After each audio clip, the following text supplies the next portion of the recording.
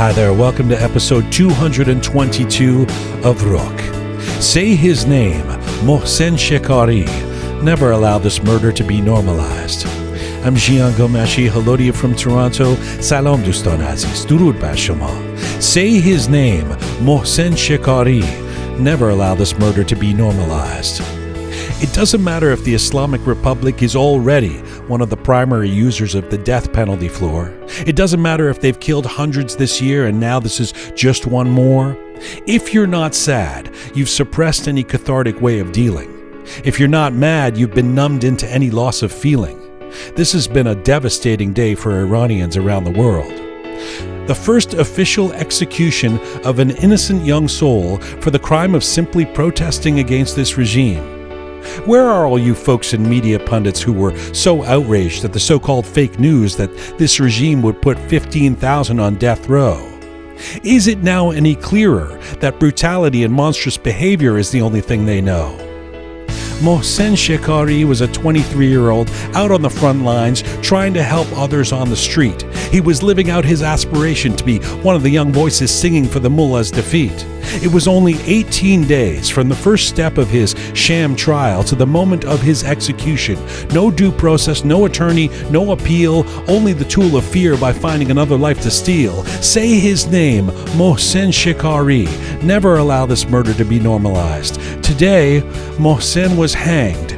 And here's the thing, there's no pretense anymore. There's no excuse or manufactured reasons. Remember almost 3 months ago when they were still trying to claim Mahsa Amini had heart issues?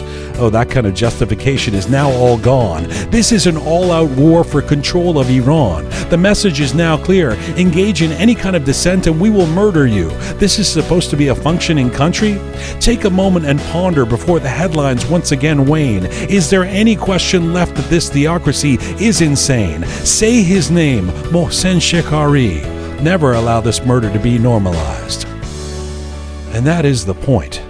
If there is a dearth of appropriate and massive international and domestic response to this latest hanging, the regime has now signaled that this will be the play. Preside over the execution of innocent Iranians every day. And we can't let that ever become normal. We have to keep screaming at the top of our lungs that this is wrong. We have to keep amplifying and educating and spinning a unified song. Because if you're someone out there who is still silent or still on the fence, take note that this regime no longer has any pretense. In the face of this kind of killing, silence is complicity. Pretending you make no difference is engaging in duplicity. And at the same time, this regime is now on the run. This is a bunch of old men whose time is almost done. Their crimes would barely be worth recitation if their actions didn't reek of such desperation. Say his name, Mohsen Shekari. Never forget and never forgive. A 23-year-old hero who simply fought for change. In his name, surely a new Iran is within range. Coming up on this edition of Roqe, psychologist Tina Parsa, engineer and activist Bahador Alast, and classical dancer Helia Bandeh, plus the Roqe Roundtable. This is Roqe, episode 222, The Uprising. Say his name, Mohsen Shekari. Never allow this murder to be normalized.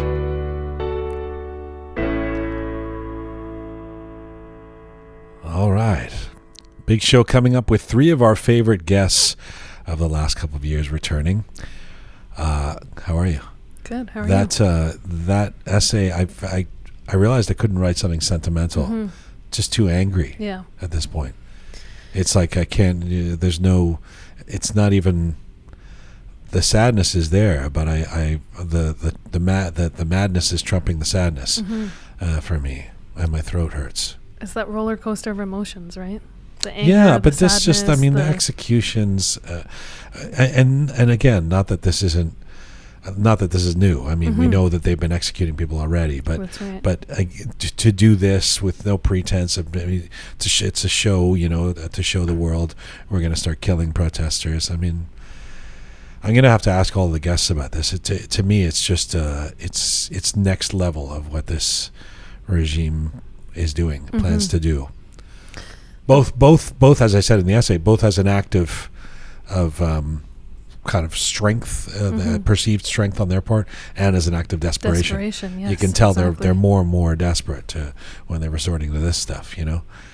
Bahador Alast is going to be joining us here in the Roqe studio. Engineer, popular YouTuber, who's been really active in the last 3 months, speaking out. A really smart guy with an interesting history. He's actually got family back in Iran who are quite religious and I think tied to the regime, and he's been pretty outspoken here. So Bahador Alast joining me in the Roqe studio. Helia Bandeh will join us from Germany, the classical Persian dance star and teacher. And she, we had her on the show less than a year ago. I guess it was probably in the spring or in the summer. And at that time she was, I don't want to say she was tentative about saying negative things about the regime, but she was still traveling back and forth there, teaching there, doing dance instruction for women. And now she's clearly made the decision that she has to speak out, and she's been posting a lot, and glad to have her on the show. She wants to talk about how we need to keep our focus, she says, for this revolution. And first, coming up in just a few minutes, psychologist and psychoanalyst Tina Parsa, who is very popular in social media, and she's going to return to Roqe, and she'll join me from California in just a bit to talk about I'll get her feelings on the latest news coming out of Iran, and also the psychology of fear, which is what this regime trades on. And let's discuss the efficacy at this point, whether fear is still working or going to work with this ongoing revolution, and with young people who seem like they're operating in a post-fear mode. Hi, Shaya. Hi, This is the official hellos. Hi, Pegah. Hello. We're here. It's Thursday night. We're about to put this out, but we will not have a show next Monday, just to let you all know, because we are doing our last-minute edits and preparation to release our latest documentary, part of the Talking to Persians series. It's called The Revolution from the Backyard of Iran. It is speaking to Iranians in Istanbul, Turkey, as this ongoing uprising has been taking place. We're going to drop it across our platforms next Thursday, primarily on YouTube, but we'll promote it on the other platforms as well. The Revolution from the Backyard of Iran, our new Roqe Media documentary, next Thursday. So no show Monday, but we'll spend some time promoting, letting you know that this thing's coming up. And then, Shai, you can get some sleep. Yes. Since you've been in editing mode. Poor Shia, we go through, we watch the documentary. The documentary is pretty heavy, because we're talking about the revolution and the folks in Turkey who are supporting it, etc. And but then, and it's we've had a couple of 3 a.m. sessions where, and then I'll go, but maybe this song we should change, and he just looks at me like, oh God, okay, come on now, we're almost there. We are coming to you on roqemedia.com. It's there that you can link to all of our platforms. We're on our ongoing mission to build a new audiovisual encyclopedia of Iranian diaspora identity. We are on Spotify, SoundCloud, Apple Podcasts, Instagram, CastBox. If you like to see some visuals with Roqe, you can switch over to YouTube. And if you like your Roqe descriptions and bulletins in both English and in Persian, check us out on Telegram. Let's start this Roqe Roundtable and get to some of the news before we get to Tina Parsa. And I guess we should start with Mohsen Shekari, because I couldn't do my opening essay about anything else as far as I was concerned. This is kind of a big, sad step that we were awaiting. We knew the executions were coming, but here we go with this regime. What's your take on it? I mean, exactly what you said. I think it's a combination of that sadness and anger, and for whatever reason, the anger is taking over more than anything else. It's something that we kind of knew was coming, but I mean, it just hit really, really hard. And we've talked about the brutality of this regime. We've talked about the atrocities that they've committed, and we've talked about expecting even worse things to happen. But even though we know all of that, I don't think it changes when we hear news of a 23-year-old being executed. I think that sadness and anger still with is there. and the reasons are just anemic. There's nothing waging war against God and the earth and this. Well, and they say he injured a Basij guy, which we gotta expect was in self-defense if that did happen, but we don't know what happened. I mean, I've read so many different things regarding that. There was an article that came out, I think yesterday or this morning. I'm losing track of time, honestly, but I think it was his uncle who had said what Mohsen had done is he had taken one of these like barricade type things, like, you know, at concerts there's those setups and things like that. There was something like that he put between himself and some other people. And in fact, he didn't saving other people. Exactly, saving other people.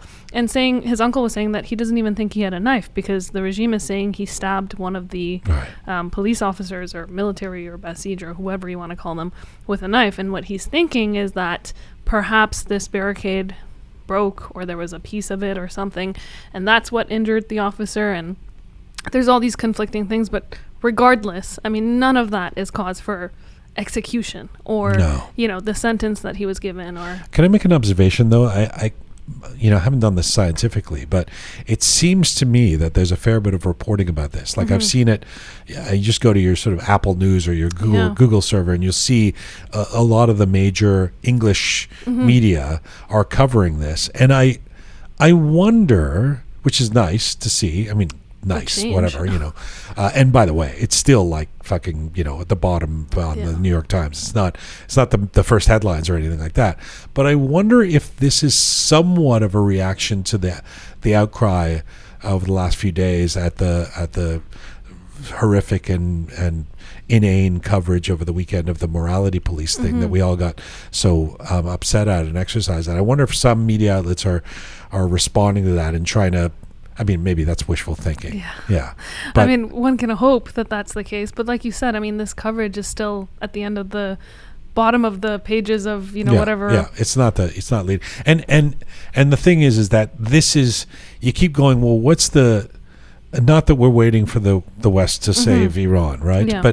But you wonder what's the straw that broke the camel's back for the Biden administration. Like, what's it going to be? Blinken's out there the last couple of days intimating that they want to reopen the JCPOA, the nuclear deal conversations, So what is going to be that? And you kind of, it's going to be interesting 24 hours to see what people say, what some of these world leaders say.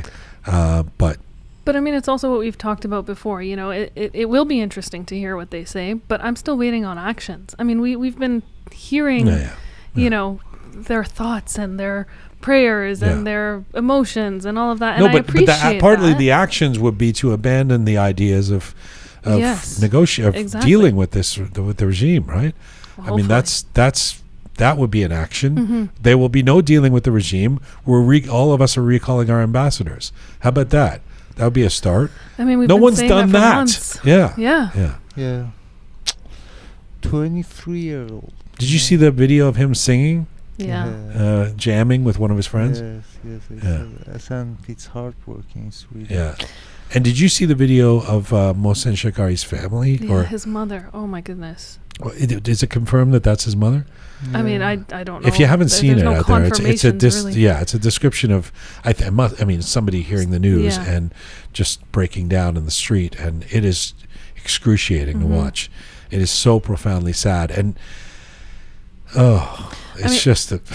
it's one thing to see that video and to imagine that feeling. I mean, this is just someone that we've seen a video of, and this is how we feel, let alone his family and whatnot. But what I can't help continue to think about is the other individuals who are currently on quote unquote death row. I mean, there's a report, I think Amnesty International put this out, and they said there's 21 people currently who are awaiting the same. Oh yeah. Same. And lots more, and lots sure, more, and these numbers aren't even accurate. I mean, remember, we know that. But just again, in the context of let's not normalize this, or like go, oh well, these things happen. It's a bad regime, Not that anybody's going to say it that way, but you know what I mean. Imagine this. Imagine, we've been going on a bunch of demonstrations here. Throughout my lifetime, I've been probably to literally 1,000 demonstrations, protests in my life. Sometimes, especially when you're 23 years old, you don't have some grand plan. You're kind of like, I want to join the people. I want to, let's go. Let's get, this. So he goes one day, and he's, trying to help his comrades, his sisters and brothers. Mm-hmm. Oh, let me try and pull this over to help you. I'm on the street. Let's block the street. I mean, maybe he should be, I don't know, get fined for that, or the state should put you in prison for a day. I don't know. I mean, they executed somebody for this. Realistically, the state shouldn't do anything. No, but I'm thinking. Right? Well, I mean, if there's a police state, what's something draconian you could do? Oh, the protester, let's put him in the tank for 3 days, or something. I mean, this is beyond the pale. Mm-hmm. And I mean, to your point about not normalizing it, I always say, I mean, I use the term, it's funny loosely here. It's not actually funny, but almost ironic, because I think about this and I think, I've known about this regime my entire life. I've spent a fair bit of time, researching and following news, and, grew up around the community and have heard the horror stories firsthand. And by now it's almost like I expect these things, but at the same time, every time I hear news of a 23-year-old being executed, it just shakes me to the core. But the fact that they can't come up with anything, they're just kind of like, we're just, the guy was protesting. That's the part that is like next level. The desperation. Yeah. On the flip side, it does seem like not only is the movement, the revolution, not waning, but it's gaining. Mm-hmm. There was 3 days of national strikes. That's right. But do we know how national the strikes were? I mean, it's hard to have confirmed reports, but I saw a report indicating that at least 19 cities just around Western Iran. There's reports of 19 cities that took part in the nationwide strikes, and then of course we've seen some of the major cities like Tehran, Shiraz, Mashhad, Tabriz. I mean, the list goes on. We've obviously seen these viral videos of rows and rows of shops that are shuttered and closed. We've heard reports of these text messages that I think we talked about last week as well. People have been receiving these text messages from different unions, from different groups, things like that, saying, if there is closure. So there's obviously been a mass number of closures for videos like this to come out, messages like this to be seen. Yeah. We've also actually seen and heard reports of banks targeting some businesses now. So I think there was a report that indicated some of these business owners have received messages from their bank saying, because you were closed down, your accounts are suspended or closed and whatnot. So we see the effects of it, and we see that it's ongoing. The solidarity is still strong. And let's note that those different cities from all across Iran that were participating, that it really is notable, like the national scope of this. That's right. It's because there have been protests and protest movements in the past, other than the Green Movement, that were located, a student uprising in Tehran, or the uprising in Khuzestan, or even Aban wasn't totally national. There's a will from all corners of the country to participate in this, and it's not going away, and it's inspiring. It is. And I think the biggest thing is that you're seeing it in not just the bigger cities in the country. You're seeing it kind of in every corner of the country. But one thing to note about Tehran specifically, we had talked about that anticipation of the rally or big demonstration leading up to Azadi Square on the last day of the nationwide strikes. So there have been reports of upwards of 40,000 people who had gathered. Now, I mean, none of this is confirmed. Obviously, we can't have confirmations on these numbers, but the videos coming out of, the traffic leading up cars, to, that's right, exactly. So, just talking about that strength and that maintaining of this solidarity. Yeah. I mean, you see it even in just one of those videos from that. Yeah. Shaya, you have a personal experience with this, or your family with this national strike stuff. My father actually, he has a cafe, and it shuttered for good. So in Tehran? In Tehran, yeah. Your dad has a cafe. He decided to close it down to support the strikes. Yeah, and he got a notice saying today, they closed it for good. Wow. What is he saying about that? No, it's. I mean, he expected that it's coming. Yeah, so he's happy actually. Wow. Yeah. Wow, imagine that. Imagine how widespread that is.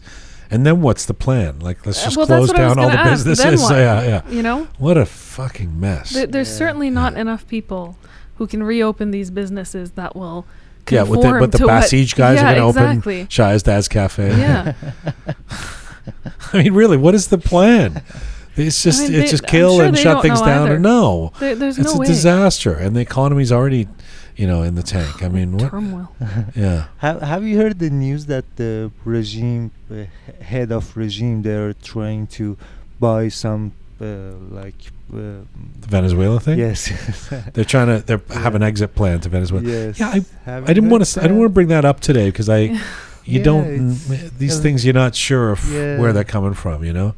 I don't doubt that there was a media outlet that was reporting it, and I'm sure they have some sources. Mhm. But I Yeah, I was seems a curious. little optimistic. I mean, I mean, I'm sure they have some sort of a exit plan, but whether it's being implemented yet or not, I mean, it is a question that comes up. What happens to all these people, these ayatollahs, and where do they go, Mhm. right? And would seem Venezuela would seem like one of the willing One of the partners willing, if you were yeah. going to Yeah. dream up. It's got to be part of the big six, right? That That's right. voted no at the China, The list of shame. was Russia, Venezuela was on that list. Last couple of days, I guess the other thing yesterday, there was a fair bit of number of people sharing the Time magazine Mhm. cover. that- Yeah. It wasn't Person of the Year, but it was. They have another Heroes. category, a subcategory called Heroes of the Year that at least felt like some recognition Mhm. for women of Iran were the Heroes of the Year. Yeah. There is some controversy around it. Yeah, I was going to actually mention that. because the author of the article is a kind of a Nyack related person, and so it's not the article is not so empowering. It's just the photo. So that's what I've heard. See, I even have a problem with the photo. Okay, so I'm about to go on a bit of a rant here Okay. about this Time But magazine. didn't you situation. share the Time magazine? did. I thought I did. saw it on your Instagram. No. Here's the thing. I shared it, and the reason I shared it is because I think a lot of people who may not be living and breathing this every single second, if they see the Time magazine logo and they see something about Iran, it might capture their attention a little bit more. So for that purpose, I shared it, and I think it's important that we continue to share it because at this point, I think any awareness on the situation, Eyes on Iran, that whole theory is great. Okay. But I do have some problems with this whole Time magazine cover. But you don't think any awareness is good because you didn't think that the morality police story on the No, weekend but I should be mean shared. that to me is fake news. Okay. So right. I'm not going to share something that I know is incorrect. Yeah. But this situation with Time magazine, first of all, I have an issue with the author, of course. I mean, could Time magazine not have picked anyone better? Like Shaya said, there's definitely some controversy surrounding this author. I mean, we know that she's been an apologist for the regime. We know that there's been a lot of reformist talk coming from her in the previous years. There's been incidents, prior to this whole revolution where people have said, she's doing PR for the regime, as we mentioned, a couple of days ago. So the author, I have an issue with. The article itself, questionable. I mean, the author spent more time talking about the fact that, the youth in Iran are leading double lives instead of focusing on why it is that they're leading double lives. And I mean, where's the outrage on everything that's happening? The executions, the brutality, the torture, all of that. I mean, where was that in the article? And then the photo, I mean, there's a million photos in the last couple of months where they have literally stopped me in my tracks. And I'm living and breathing this every single day. There wasn't a better photo that they could have come up with to put on. I mean, not to discredit the fact that, again, this is awareness, and I appreciate that. But for God's sake, it's Time magazine. They couldn't do an ounce more research. I mean, I hear all of what you're saying, but and I also thought it was disappointing that they that you women of Iran were not the Person of the Year, because that's actually the big thing. If this felt Exactly. like a consolation prize to a certain extent, That's right. because everyone's waiting for Person of the Year, and I don't want to deflate any excitement around it, but I think for non-Iranians, it won't reach a lot of people that the Heroes designation doesn't. It's everybody's waiting for the Person of the Year, and the Zelensky news was everywhere yesterday. That's the big Time Person of the Year. But just to to push back on you. I mean, all of the things you said about the writer and this, does that really make a difference? I mean, the only thing that really mattered was that, I mean, people weren't even sharing the article. I think they were just sharing the, look, there's it looks like a cover with the women of Iran on it, and this is a kudos to them. And that's exactly why I know. shared it, because for that purpose, I think it's great to associate the fact that, you know, Iranian women have been named shout out to heroes. the bravery. Exactly. That aspect of it I definitely appreciate, and that's exactly why I shared it on my personal Instagram page. But I think there's issues with this. I mean, it goes back to, you know, the whole conversation around investigative journalism and the ethics behind journalism, and why is it that someone like this author, who is clearly not the voice of Iranians, is representing Iranians in a magazine like Time? The argument would be that those are the people who've had the jobs and have been, you know, the people who are associating with those. I mean, that's the whole objection to some of the reformists in these big organizations and stuff like that has been that they have had the ear of the major media and even policymakers, you know, that they've been in those corridors. And so it's natural that, you know. I mean, I hear you, but I also can't imagine that, you know, Time magazine has not heard. Is this a controversy for anybody but us? For you? I mean, is anybody talking about this? Yeah. Oh, I yeah. have friends. It's all over. It's all over. Yeah. Okay, for sure. But what I was saying is, I mean, I hear what you're saying, but I would imagine that an institution like Time magazine, for example, is a little stop bit imagining that. clued in to the fact that, look at the New York Times. I mean, this is that's where, again, not to rehash our conversation about Monday, but there's an agenda there. Right? Well, that's the thing. Then it takes me to all sorts of conspiracy theories and why and. Yeah. And the other thing was the story about students being poisoned. I don't know if is that in the category of Venezuela as well. I'm not sure if that's something. There's more reports about that. I mean, again, it's so difficult to confirm the information coming out of Iran just because of access to information and ability to confirm it and all of that. But there definitely was numerous reports of upwards of 1,200 students who had been quote unquote food poisoned. Yeah. So two of the universities. It derailed a whole protest, right? Because they were all unable so to. it happened the night before Day of the Student, which was the 7th of December, I believe. And so on the night of the 6th, I guess, the two universities who first reported kind of a huge outbreak was Khwarazmi University, if I'm pronouncing it correct, and Arak University. But there are reports of at least 4 other universities with similar symptoms from their students. And so the students were saying, and I mean, there's videos, viral videos of like their trays of food and things like that, all on the floor and whatnot. And they're saying that the food must have been poisoned. The universities sent out a statement saying that it was due to a bacteria in water. So, I mean, it's one of those things where how timely that 1,200 students all get food poisoning the night before one of the biggest demonstrations. Yes, who knows?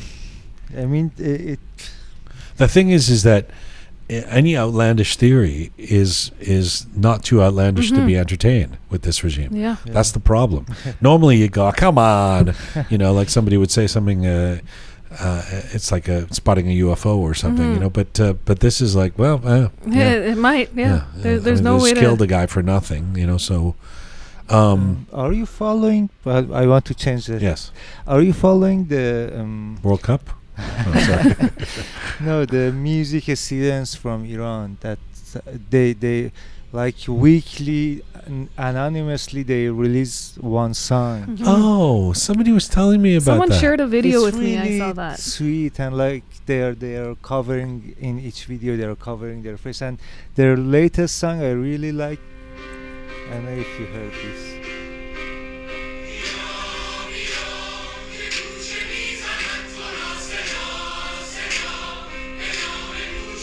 That's so cool. So they're doing that.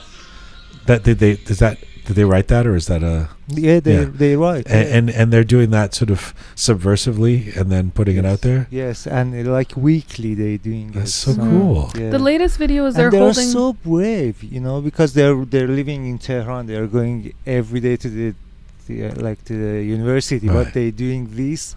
It's really amazing. Is it the one that they're holding like a black book in front of their face? Is that the latest video? Yeah, it's in a very, very dark place. Yeah, and Right. I've seen that. Thank you. Thanks for thank you for bringing that up, and thank you to both of you for our roundtable. Thank and let's get to our first guest. We got great guests coming up. Bahador Alast is coming up in the studio in just a bit. Helia Bandeh from the north of Germany will be joining us. But first, my first guest today is a psychologist and psychoanalyst, well known for her popular social media presence, including her Instagram channel, Insight with Tina Parsa. Tina Parsa has built a large following in Iran and around the world for her online therapy and perspectives. And of course, in light of the recent events in Iran, Tina has been working actively to produce helpful content about the revolution. And right now, Tina Parsa joins me from Los Angeles, California today. Hello. Hi, Jian. I was going to say a psychologist for a long time, but more of a human rights activist right now. Right, the past 2 months, I haven't been in the world of psychology anymore. Well, human rights activist, I mean, to read your posts, that brings that psychological analysis to things. I mean, first of all, it's great to have you back on the program. I did notice that you just posted about the first official executing of a protester simply for protesting in Iran, Mohsen Shekari. Tell me how you're processing that news today, Tina. Well, I think with just like many other Iranians, it's been very difficult. I mean, you wake up every morning, especially us in the US and Canada, our days and nights are different. So you wake up in the morning and you quickly want to go into your phone and see what's going on, and seeing all this news. It's for me, even as a psychologist, with all the techniques and all the work I've done on myself, it's been very, very difficult to handle. So yeah, it was very sad, very difficult to process. But I know why they're doing it, to produce fear, to produce more fear. And fear is what they have used for 43 years to control the people of Iran, to rule and to lead. And so they are just carrying on producing that fear. And it's sad that we have to be subject to that. And yeah. One of the things that I've been talking about is, so far on the show, is that there's no pretense anymore. They're not giving any. It used to be, even a couple of months ago, it was, well, Masa Amini had a heart condition, or this guy was, they were responding in the moment in self-defense. That's why, or the kid got hit by a spray, a bullet that wasn't meant to hit him. This is now, if you protest, if you disagree with us, we will execute you. That feels like a next level kind of move, and it really puts to shame those folks who've been that news from 3 or 4 weeks ago, when they were saying no, 15,000 people will not be executed, and people who have propagated an idea that this is a regime that somehow you can deal with. That hopefully that ship has sailed at this point. Yeah. I think there's they don't have diplomacy, obviously, and different people are saying different things, but I think they are trying to they have different approaches to two different groups of Iranians. So they have their followers whom they're trying to show, we're not that bad, and we are giving people their rights and blah, blah, blah, with all their propaganda on the Iranian media, not accepting that they were responsible for all these deaths, for Mahsa and all the others. And then they have these people that are against them, and they very brutally treat them just to produce fear, as I said, just to produce fear and just to make those people scared to take any more action. And that's what I want to talk about today, actually, how fear is used to control us. I think it's very important to acknowledge and realize this at this point. I want to go into the psychological effect of fear on us. And I think it will let's be do that. interesting. Let's do that because I mean, what comes to mind is that you're absolutely right that the tactic of this regime for 43 years has been to scare the shit out of the population enough to be able to rule with an iron fist. It's not particularly unique. It's a hallmark of totalitarian regimes and dictatorships, and it's certainly been this one. The conversation around this that's changed in the last 3 months is that seemingly those fear tactics haven't worked. The same stuff that they did in Aubon, even as recent as 3 years ago, hasn't worked. That the revolution continues. That the young girls and boys and women and men who keep going out in the streets still, those students keep having those demonstrations. Is the fear working this time? Exactly. So that's what I actually want to go into. So it seems pretty simple. Like, we all know if you scare someone of doing something, they probably won't do it. But I want to go a little bit deeper to understand that fear, and then go into why is it that the people are fearless now, and they have gone past that fear. So let me start. I just want to start with a little bit of psychological facts about how fear works. So we all know, let's look at our biological reaction to fear. So when we are put in a situation where fear is produced, for example, imagine if a dangerous animal is chasing us, or if we are in an earthquake, right? So that's producing fear. What happens in our body is our body starts to inhibit or suppress all our body desires. So it suppresses our hunger, our sexual desire, our need to sleep, right? So all the body needs are suppressed, and all our energy is put towards survival. Or in other words, all our energy is put towards any action that is going to keep us safe, right? Sure. So our psychological reaction to fear is also the same. You produce fear, what's going to happen in a person is all their psychological desires are going to be suppressed. Okay. So their desire to live the lifestyle they wish, their desire to self-actualize, to follow their heart, to follow their dreams, to follow their goals, their values, their meanings in life. So all of that is suppressed. So when you produce fear, people move into this defensive sort of state. And in this defensive state, people just want to keep safe. They no longer value their desires. They no longer have higher sort of needs. They only want to satisfy their basic needs. So what the government has done during the past 43 years is to produce this fear. Why do you think every Friday at the Friday prayers, instead of talking about love and unity and peace, all they promote is this fear: death to this, death to Israel, death to the US, and all of this is to remind people that there's an enemy, right? An enemy who wants war with you, who wants to take over your land and resources, who wants the country segregated, and you're reminded this every single Friday. People may not realize this, but this has very, very deep unconscious effects. So having produced that fear, then what they convey is that the only way to accomplish safety is to conform to the dictatorship, to the regime.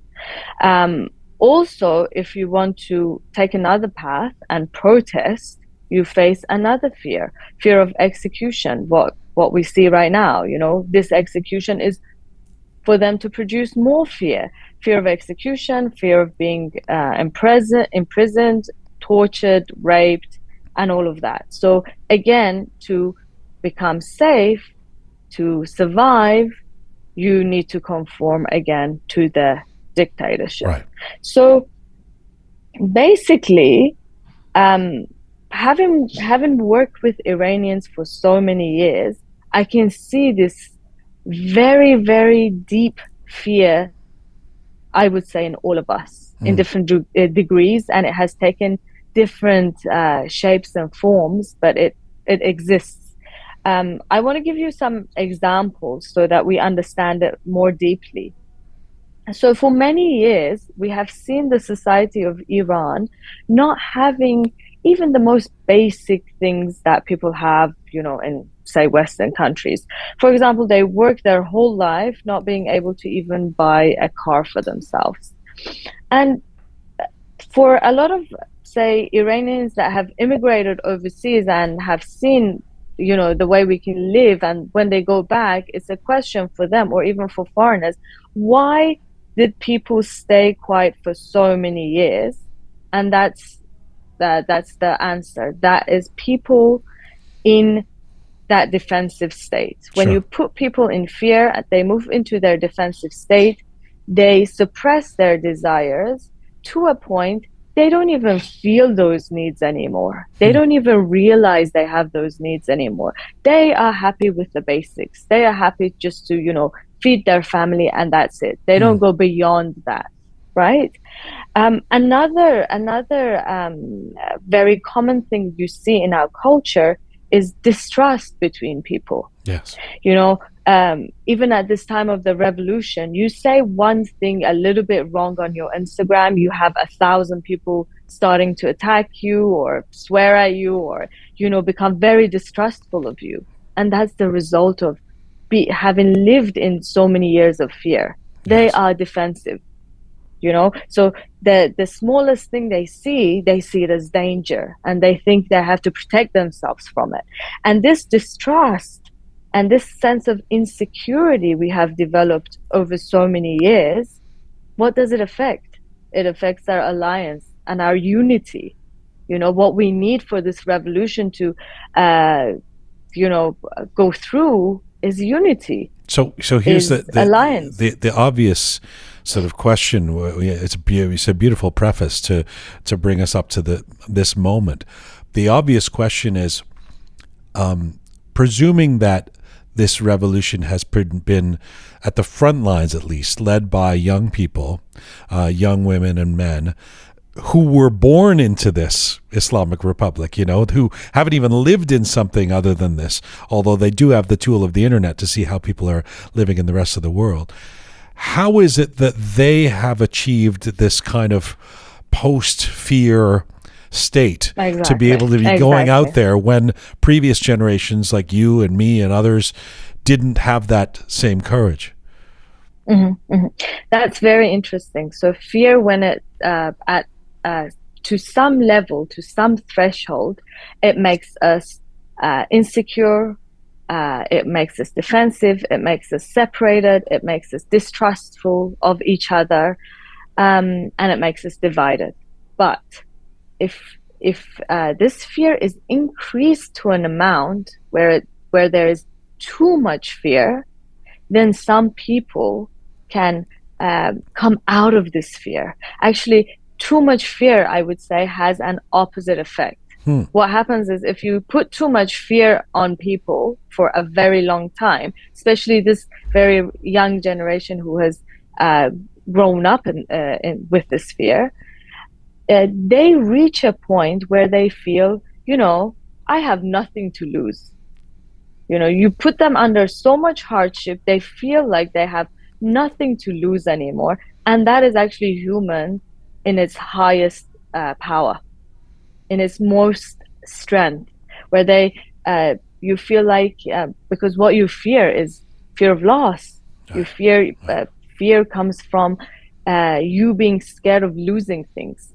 But when you feel like, in this life I'm living, I don't really have meaningful things that I'm scared of losing. I don't really have values. I'm not really living the life I want to live. So I'm okay. Right. I'm okay to lose everything.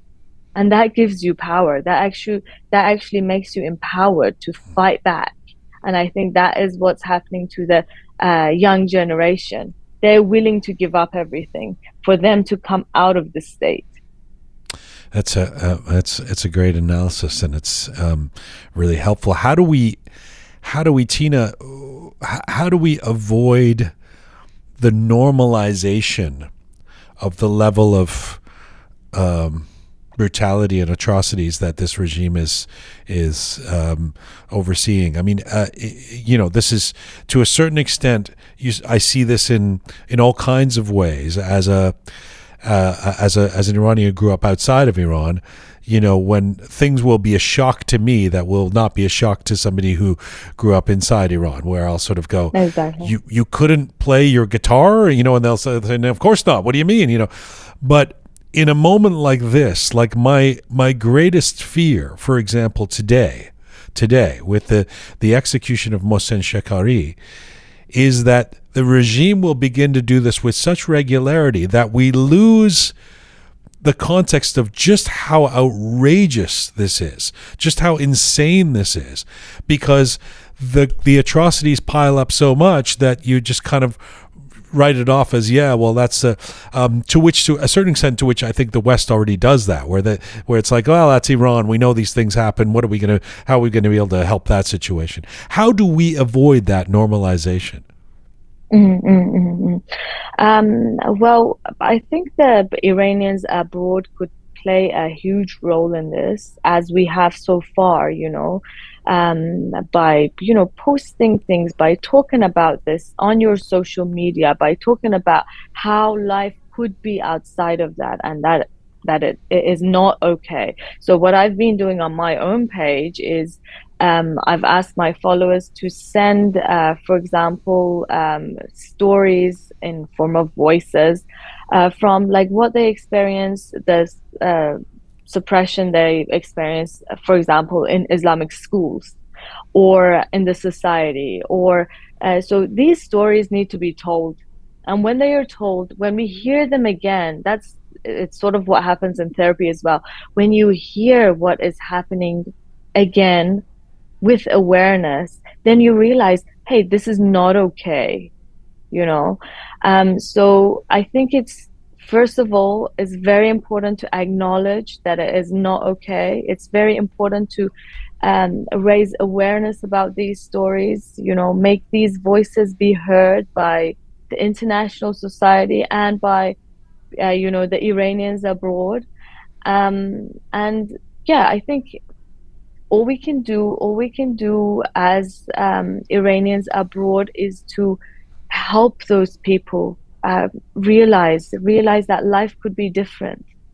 But being in that country, even for myself, living there for like the past 10 years, that does happen to you because it just is part of normal life.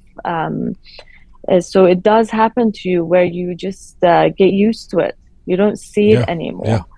But I think things are changing because of social media, because of all of this awareness, and people are realizing now. Like when I was posting these stories on my Instagram page, people would come and say, now that I've heard these stories of other people and what they went through and how it has affected them as adults, now I realize I had similar experiences, and now I'm seeing that could have affected me. I'm acknowledging my own pain. Tell me about your own relationship with fear.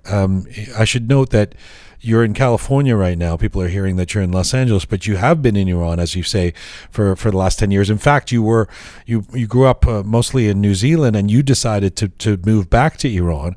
And as it turns out, that circumstantially you happened to be in the United States when all of this happened.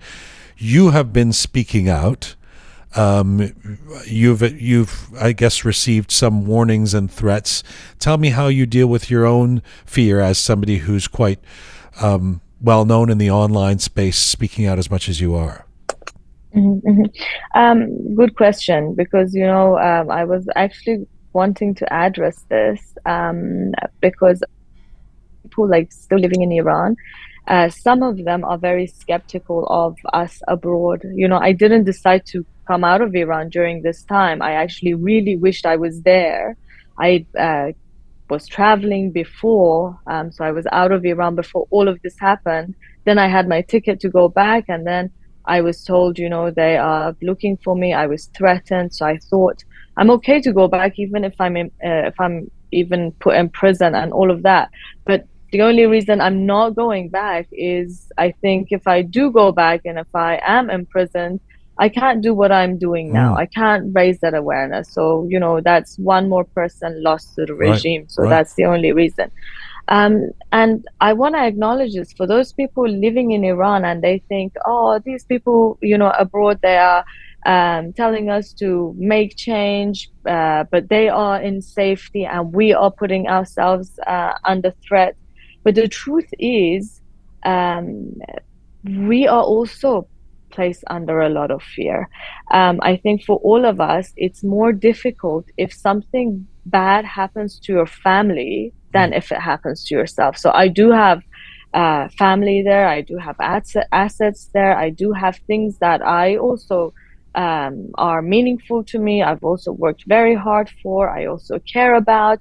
And I am putting all of that aside for the future of Iran, because that is very meaningful. I'm willing to even, a couple of nights ago, I was just standing in front of the mirror, washing my hands that night before going to bed. And I thought to myself, Tina, how far are you willing to go with this? And I thought, as a therapist, I think my path in life has been to help people, to be on their side, to provide that assistance. And I thought to myself, how many people are you going to be able to help to the day you die? Very few. And I am willing to risk everything for the future of my people. And how do I deal with that, with all of that fear, with my family being in danger, with they can do all sorts of things to you. They can have your assets taken away. They can do all of that. How do I deal with it is through the meaning it gives me. So it is so meaningful for me to do this that I'm willing to risk everything. And through hope in the future. Let me get to the hope piece. Let me get to the hope piece. I'll ask you about that before I let you go. But I thank you for everything you just said, because I really identify with it. It really makes sense to me. And honestly, it's something I've been saying. There's two or three times I've had somebody say it, in particular, some non-Iranians sort of go, well, why are you spending this much time on this? And I try to explain to them that it's not theoretical. It's actually personal. I have family there. I have I have a self-interest in wanting to do whatever I can to try and change things there. And so I hear you. Tell me about how. We've been having this conversation about I have to exploit you as a psychologist at some point in this interview, Beyond Fear. So, we've been talking about this idea of the psychological and emotional implications of this doom scrolling that we all do 24/7, waking up in the middle of the night, checking our Instagram, checking our Twitter, seeing, what's the latest, and waking up to news like today, somebody's been executed, a bunch more people have been rounded up. This is what's happening. Here's a child, and a graphic image of a child that's with wounds all over her body. How do you prescribe us dealing with that in order to escape our own succumbing to trauma? Jian, I was actually thinking about this myself, and it has also been a lot of pressure for me personally as well, even though we are psychologists, but we're human, and it is also difficult for us. And what I said to myself, okay, I realized, give yourself some time, some time off during the day to recover, because we need to go on. This could take a very long time, and we need to survive for that to, proceed forward. But another thing I told myself was, I was worried. I'm 24/7 on my phone. I'm always writing posts only on this subject, all I talk about. I see my friends, I talk to my family, all I talk about is this, what's going on in Iran. Yeah. And to some point I was like, you shouldn't do this. This is taking over your life. And then at some point I said to myself, this should be your life at this point. This you contributing your whole life to this, and so many other people doing it as well, should be in that way, for this to go through, for this to proceed. So I think we should value ourselves for doing this, for putting so much energy into this, and get meaning out of it. I mean, what can drive you forward, I guess, is the meaning you find out of it. When I see all of this, when I hear good news, or when I hear even bad news, it makes me more motivated. I'm like, Tina, you are on the right path.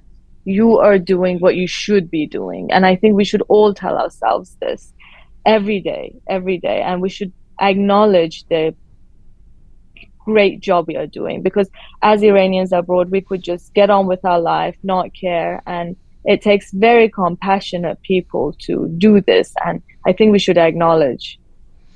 How much, Tina, even though you've been there for the last 10 years and you live in Iran, how much, given that you're currently in the diaspora, you're currently in California, how much do you think those of us outside of Iran, can play a role or should play a role in instructing or suggesting the people inside Iran what they should be doing? You've seemed to be active, saying get into the streets, or you tell people not to shop or to close their stores. Tell me about navigating that line between wanting to give your opinion but not being inside Iran right now. I think we should do it, because I've talked about this. I'm like, don't think that the Iranians abroad are not paying a price for this. I am paying a price for this. I'm putting myself and my family in danger with everything I'm doing. So I have every right to say if they are telling people to go on the streets or close down their businesses for a few days. I have every right to do that because I'm paying the price. And I think a lot of us are paying the price as well. Every single of us, well, most of us have families there. We have things we care about there. And so, having because each one of us is paying that price, we have every right to promote these things. And it is helping. I mean, we're not doing it to damage anyone. We're not doing it to, for the bad. We're doing it for the good. And even the people in Iran, like most of them, I think the majority are thankful for this. They send me these, they say like Farah Khan, and they tell me to post it for them, and I do it. Yeah, I've seen that. Do you have friends and family who worry about you and say, don't stop posting so much, stop being so outspoken? Of course, yeah. I do, and I said to them, this is the path I've chosen. And when I explained to them my love for that land, Jian, I moved away from Iran at I think a very sensitive age. So when I moved away when I was 10, and I had so many good memories. My roots were there, and I always had this love. I just felt that was my home. And when I went back, it was because I wanted to contribute. I thought, with all the knowledge and all the experience I've gained in the Western world, I'm just another person. I'm just another psychologist, and there are many, many like me. But having taken that experience and knowledge back to Iran, I could really contribute. And that's what I did. And and I said to my dad was a little bit worried, and I said to him, I want to be in service. I want to go beyond myself and do something for not just myself, not just for my own life and well-being, but for my people. And it gives me a lot of meaning, and they've come to respect it. They've come to respect it a lot. Let me ask you a final question about I stopped you when you started talking about hope. I wanted to ask you about optimism. I know I saw one of your posts about this. Where do you feel like we're at, Tina? I mean, it's we're almost 3 months into this uprising, this revolution. There were national strikes the last 3 days that were impressive in terms of seeing the people power that is the participation rate in Iran around this revolution. At the same time, we're still not seeing millions of people in the streets. Tell me about what you've said is your optimism. I'm 100% optimistic, Jian. I'm actually planning to go back there for Persian New Year's. I'm that optimistic. I'm like, it's going to be over by then and I want to go back to my home. Why am I so optimistic? Because as a psychologist, I can see the growth in the people. And, whoever rules a land, they are chosen by those people. So if the society grows, if the society goes beyond their level of consciousness, or if they evolve, then previous rulers who may have served them in some way are no longer able to lead. Right? So I can see that evolution. I can see that growth in our society. So this isn't going to serve them anymore. This isn't going to work for them anymore. So sooner or later, they will have to leave. And I think the international society is also seeing this. So look at the reaction of all these different countries, of all these celebrities, all these politicians towards Iran. So this is not the first protests Iranians are having. Right. In Aban, I think 3 years ago, with all the protests, 1,500 people were killed, but people didn't end up talking about it. Politicians weren't supporting it so much. UN didn't do anything about it because I think they couldn't see it going anywhere. Because at the end of the day, I think the Western world, they would think about their own benefits and how it could, affect them as well. So if they are not 100% sure about this, they wouldn't have supported it. So I think this is different because we are getting all that international support, and all that international support is showing us that there are people around the world that are believing in this movement, and that is what's going to help it go through, I think. And by the way, speaking of fear, we were speaking of it from the framework, from the prism of those of us who are supporting the revolution, and the fear being propagated by the regime. But the Ayatollahs seem pretty scared themselves. I mean, once you start trying to round up and kill children, you seem like you're pretty threatened, aren't you? Exactly. And you see them saying all these different things. One day they're threatening the protesters. The next day they're saying, "Oh, we are so open to hear your voice," and so all of this conflict in their actions is showing desperation, I think. Tina, it's always good to talk to you. I really appreciate you coming on today. Thanks for the work you're doing, and stay in touch. Thank you, Jian. Thank you. Bye, Tina. Talk to you later. Bye-bye.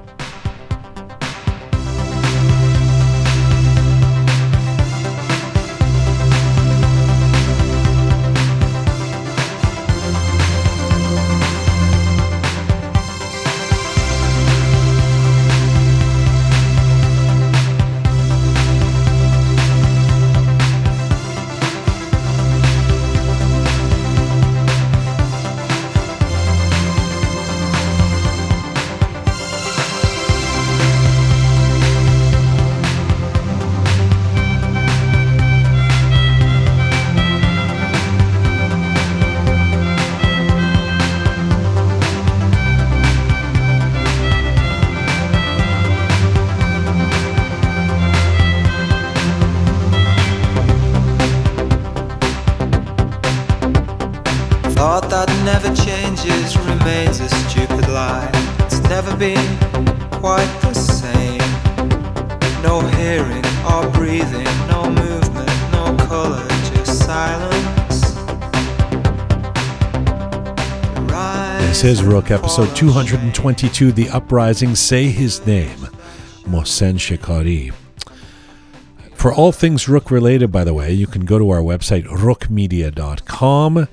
That is where we have all of our episodes of this Uprising series, all of our previous programming, and photos, guests, bios, videos, funnies. They're all there at roqemedia.com, where you can also press the Support Us button if you want to become a patron of our show, and for any amount at all, help us keep bringing this content to you.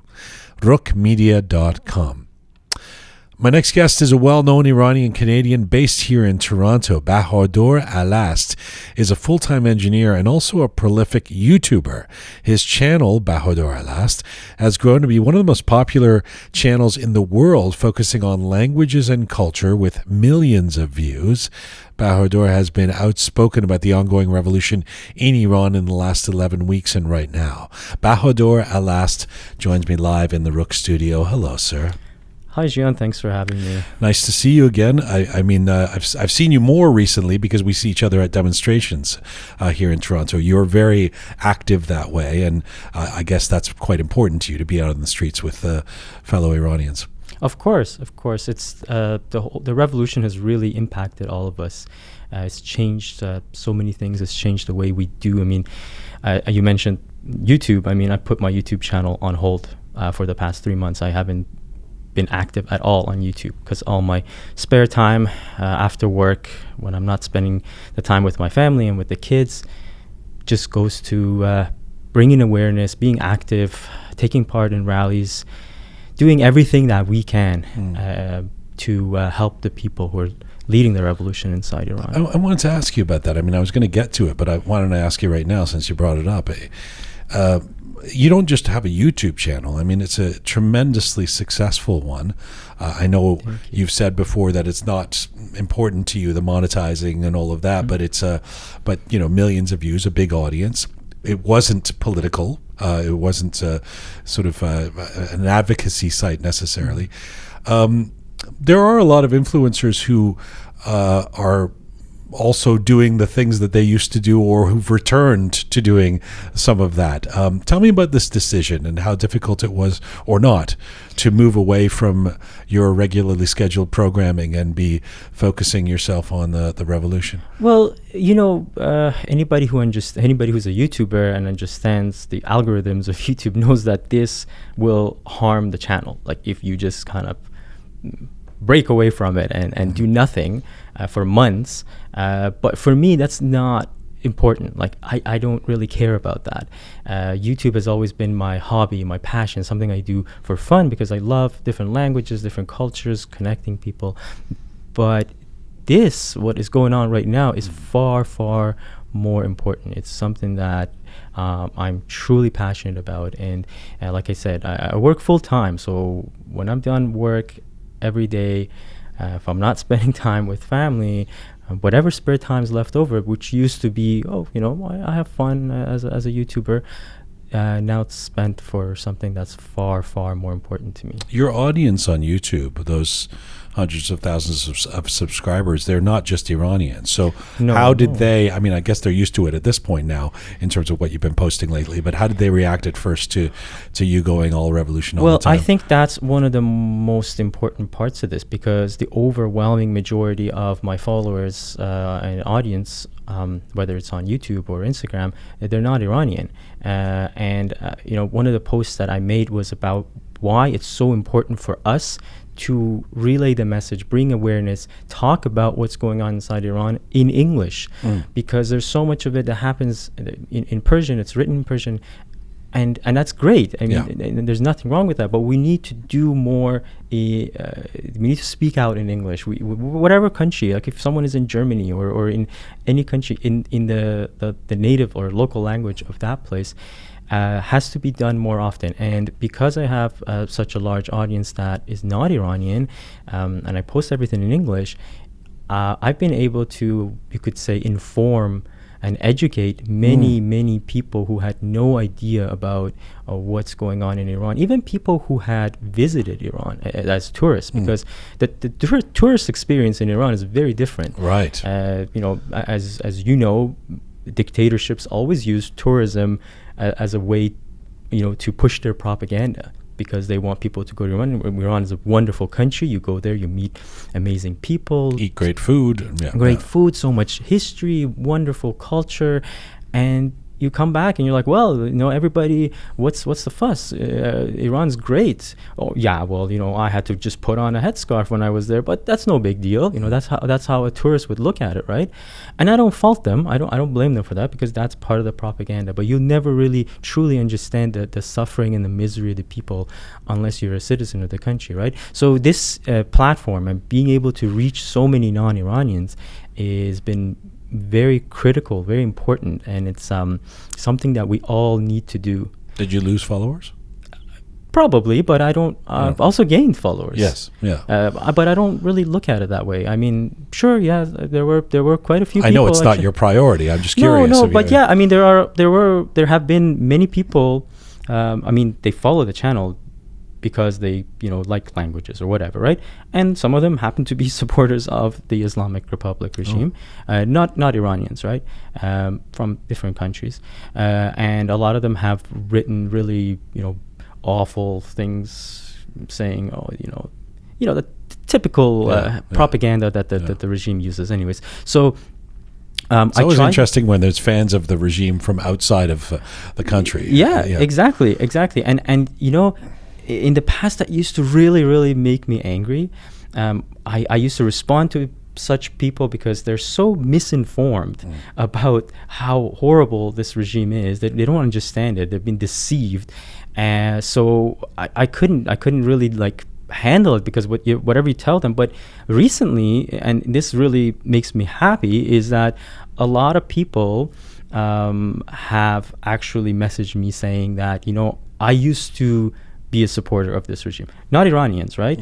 People from Lebanon or Pakistan, or especially the Shia community in these countries, and they say that you kind of opened my eyes to something that I didn't realize, and that actually, I'm very glad, very happy to hear that, right? So I always give people the benefit of the doubt. I don't want to get angry when somebody says something like that. I said, okay, maybe you don't understand. Let me try to inform you. Let me try to educate you. And if I see that this is not going anywhere, then I'm not going to waste my time. But I try to give people the benefit of the doubt and try to educate them. And I think it's very important for us to do that with people who are not from Iran, so they can truly understand our struggle. I really like a lot of what you do on social media is you post sometimes long screeds, but you seem to put an emphasis on wanting to educate. You try and give context. This is who this person is. This is what's going on. This is how, and I appreciate that. I mean, I'm dealing with this stuff 24/7, and I learn from you some of your posts. Thank and let me ask you first of all. A little bit about what's been going on the last couple of days, and just your reaction as someone who's been as active as you have, because obviously you're consuming the news and the associated emotions that go with it. Right, Tell me about your reaction to the sad news today that I've been talking about so far on the show, about this is the first official execution of a protester for protesting, basically doing nothing much at all. This is Mohsen Shekari from Tehran. How are you processing that information? Well, first of all, I really hope that, this is horrible. This is horrific news, and I hope that all of those so-called journalists and political analysts and commentators in the West who for weeks were mocking this whole notion that the Islamic Republic is going to execute so many prisoners, I hope they're paying attention to this, and I hope they realize how much damage they did by calling that false information or fake news or whatever nonsense that they were spewing out. I hope that they pay attention, and I hope that some of them come out and say, we were wrong, we made a mistake, because this is going to keep going, and there other people have been executed in the past few weeks as well. We're not getting the full story. There's so much more that's going on, and not to mention the torture and the rape and what's going on. Well, the funny thing about other people being executed is that they at least usually come up with a pretense. They come up with a reason. They come up with some a bullshit false accusation or something. in this case, I mean, it really, we're really going to that place now where it's just like, basically, if you oppose us, we're going to execute you. No trial, no lawyer, This is the problem with a lot of people out there who don't understand that the Islamic Republic regime is not a normal government. They think that, we can talk to them and negotiate with them, and no, it doesn't work like that. This is a dictatorship that believes its dictator is the representative of God on earth. So if you oppose this lunatic, then you're opposing God, and based on their system, that's punishable by death, right? So it sounds outrageous to any normal person, but to them, that's how it works, and that's how they justify executing someone like Mohsen. Because to me, he's a hero. This is a brave, very courageous person who was out there risking his life, fighting for freedom, and he was arrested for defending others. He basically saved other people's lives, and for that he was. How did he do that? Well, he was blocking the street and injuring one of these basijis, who these basijis are out there to literally kill people, to beat people, and so he injured.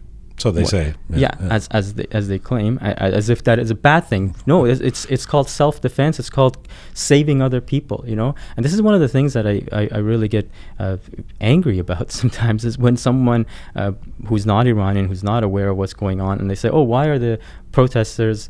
Why aren't they peaceful? Why are they attacking, or why are they doing this?" Well, what do you want them to do? They're getting slaughtered.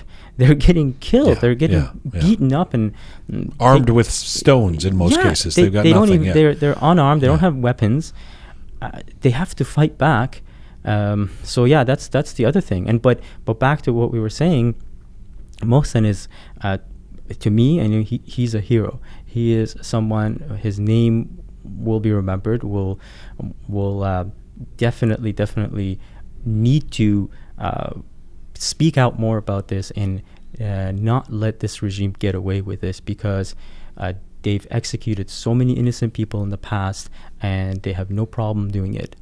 When you talk about your frustrations with certain narratives amongst non-Iranians or some Iranians in the diaspora about this regime and how you can deal with them or reform, etc., it's been seemingly very important to you, based on someone who follows you and knows you, to call out people in the diaspora who you see and many of us see as enablers of the regime, especially reformist groups like NIAC and you've certain writers for the New York Times. Why has it been somewhere that you feel is worthy of your energy to be spending time calling them out?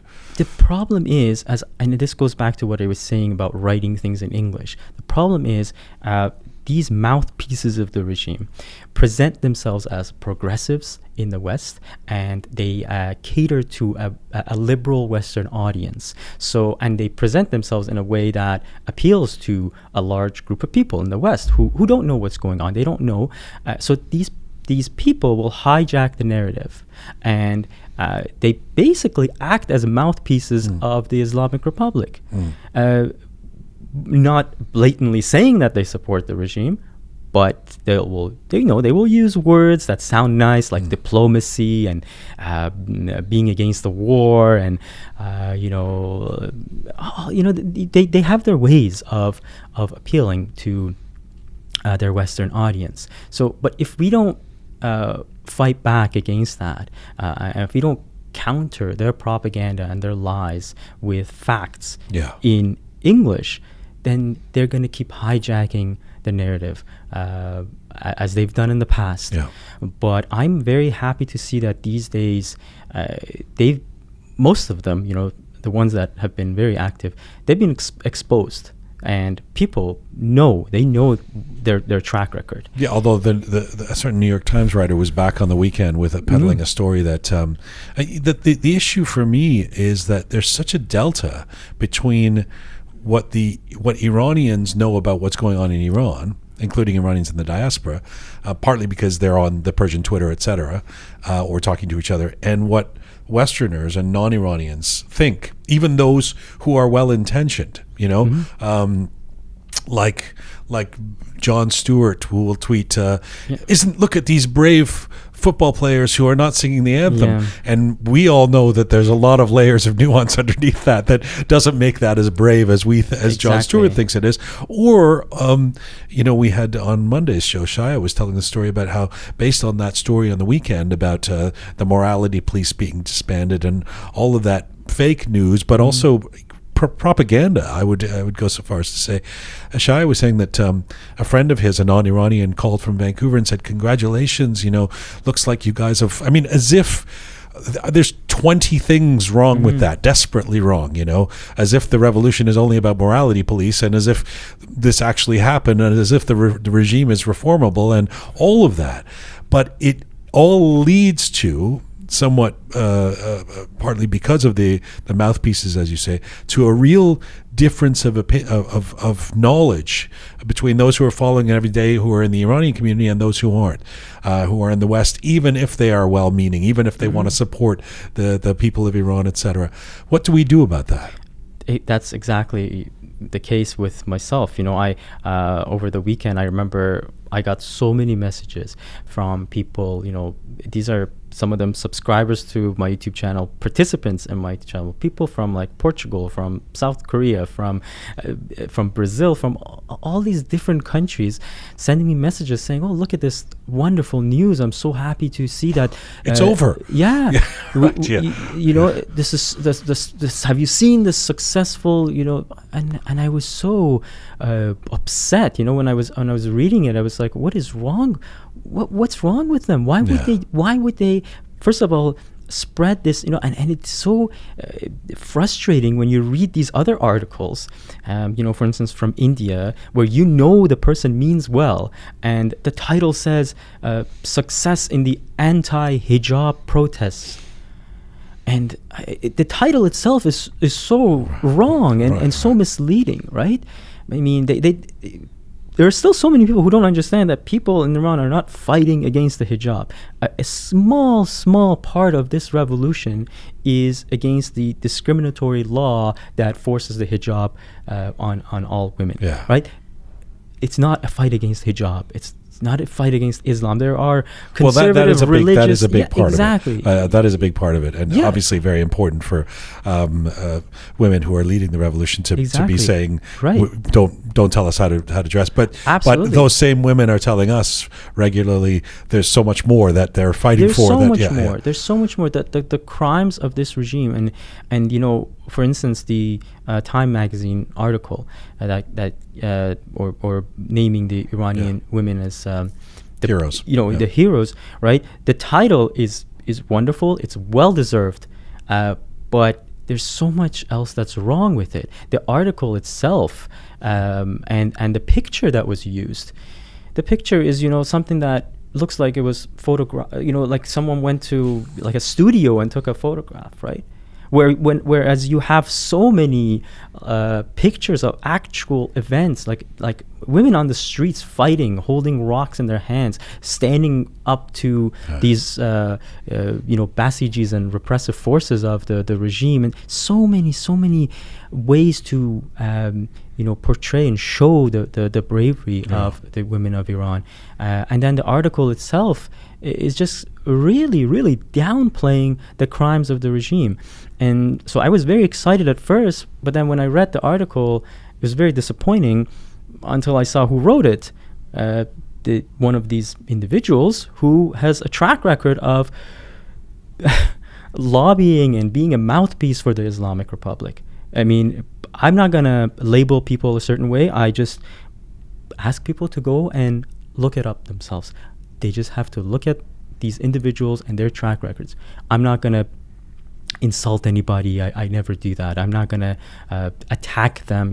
Some of them claim that these are attacks. No, we're just exposing and demonstrating and showing what the individual has said in the past. The article really downplays the crimes, and makes it seem like, oh, this is just some really cool thing that a bunch of young teenage girls have led, and this is really great. Doesn't talk about how so many women are being arrested and raped in prison. It doesn't talk about the horrific crimes being committed by this regime, and just very simplistic, right? It doesn't. It's one of the. I mean, just I hear what you're saying on that point, but also there's a conundrum we face, which is that we want the West to give attention or to focus the eyes of the world on what's going on in Iran. But to be honest, I feel the same somewhat about it. And I hate to say this because I don't want to take anything away from the hard work and the agency of those who help create these conditions. But even the UN special session, I sort of go, well, these things get trumpeted as if I'm not sure how much the rest of the world cares about these things, but the Iranian community goes, look, the UN special session, the Time magazine cover, and when those things can almost become a prescription for quiescence. It's like, well, things are being handled. Yeah. Don't worry about it. And the truth is that no, things aren't being handled. There's a desperate humanitarian crisis. People are being killed and executed. And unless we're all pedal to the metal, this thing, could go askew in some way. I don't think the genie's gonna go back in the bottle at this point, but these are perilous times. These are difficult times. So that's, and at the same time we appreciate the UN special session, or okay, good recognition from Time magazine, and in principle a great thing. It's confusing to try to untangle all of that. Yeah, and that's why I always say, there are only two sides in this battle. There's the side that is actively working, whether it's inside Iran, outside Iran, to overthrow the Islamic Republic regime. And then there's the other side, which will act as if like they're against the regime, but they'll never say, they want that regime gone. They'll never, they'll always talk about, whether they're talking about reforms or whether they're talking about how we should give them a chance or how we should have diplomacy and talk, and whatever the case may be. I'm going to be very, very honest about this, but those people are not on the right side. There is no diplomacy. There's no talking with this barbaric dictatorship.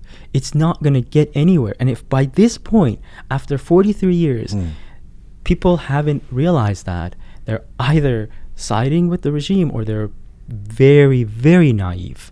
I don't fault people who are not aware of what's going on. They've been deceived, they've been lied to, they've been fed so much propaganda. So we should educate those people. But the ones who have been active, the ones, especially people from Iran, who still push this reform narrative, I just can't I can't seem to put it any other way.